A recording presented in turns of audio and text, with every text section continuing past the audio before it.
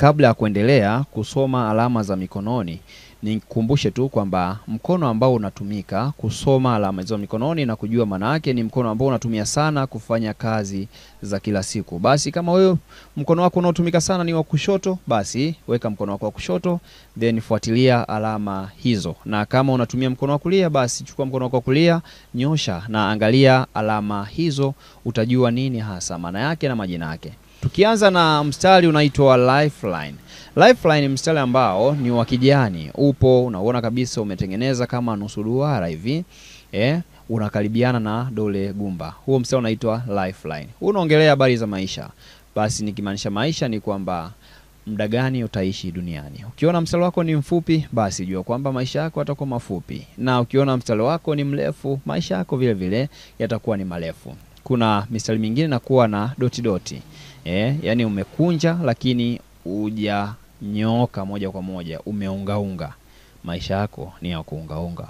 Mtazamaji wetu wa Master TZ, nikukumbushe tu kama ulikuwa bado hujasubscribe kupitia account hii ya Master TZ, basi bonyeza kitufe kimeandikwa subscribe, lakini pia share hii video ili wafikie na wengine wajaribu kujifunza ama wachukue concept nini tunachomaanisha kuhusiana na alama za mikononi. Tukicheki kuhusiana na issue ya lifeline. Lifeline, the longest the better. Mstari ukiwa mrefu, basi ujue kabisa maisha ni marefu. Tuongelee, kuna viganja viwili hapo. Kuna mstari ambao ni mrefu lakini pia umepinda zaidi. Umetengeneza duara zuri kabisa. Kuna mstari mwingine ni mfupi. Naongelea mstari ya kijani hapo hivi. Ukishaona kwamba mstari wako una alama kubwa, una alama kubwa na unaonekana vizuri, basi jua kabisa kwamba huyu mtu ana nguvu lakini pia ana mvuto mzuri.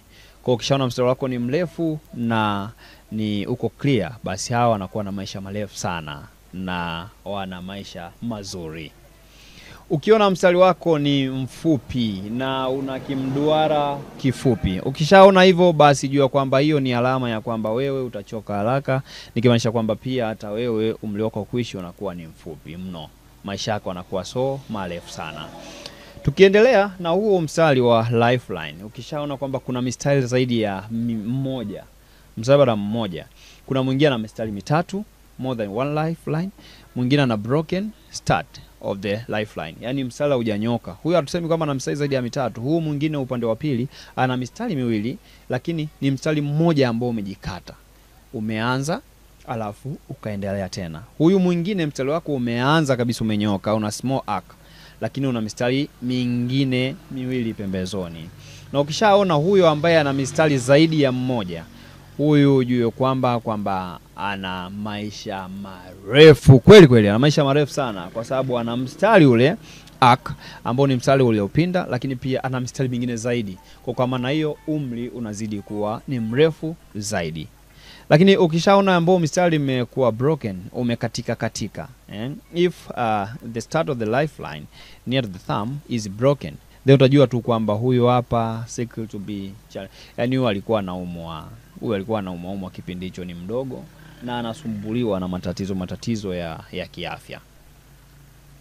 Ukiendelea kuona kuna hii mikono mingine, viganja hivi vingine, kuna huu mwingine ana kama mizizi mwishoni mwa mstari. Ukishaona mstari wako umeenda, ni tunaongelea maisha, hiyo ni alama ambayo inaongelea maisha, lifeline. Ukishaona hivyo kwamba mstari unaenda kuwa na mizizi. Kuna mwingine mstari umeenda lakini una kimduara cheusi katikati, almost huwa vinakuwa vimduara vyeusi. Kuna mwingine ni straight, haujapinda, yani hujaa kama mduara. Kwa hiyo tutaangalia pia, yani straight as if kama unakata kiganja hivi, tujue sasa nini maana yake. Kuna huyo wa kwanza ambaye ana mizizi.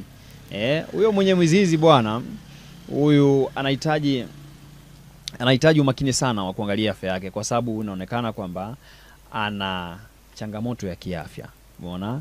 Ndio anavyozidi kuzeeka, afya inazidi kuwa ni mbaya zaidi. Kwa hiyo anahitaji sana umakini wa kutazama afya yake, jinsi gani afya yake ilivyo na jinsi gani ya kuitengeneza afya yake ikae sawa.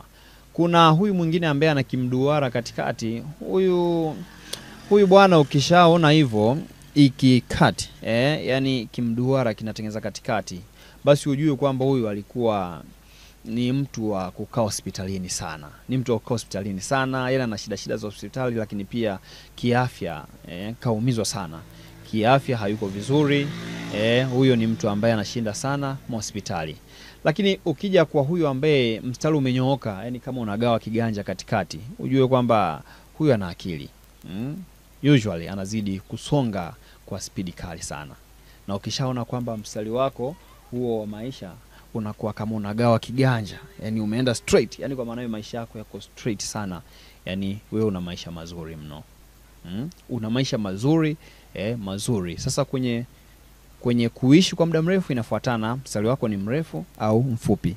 Ila ukienda hivyo manake maisha yako ni vizuri na unaenda kwa speed, una akili sana.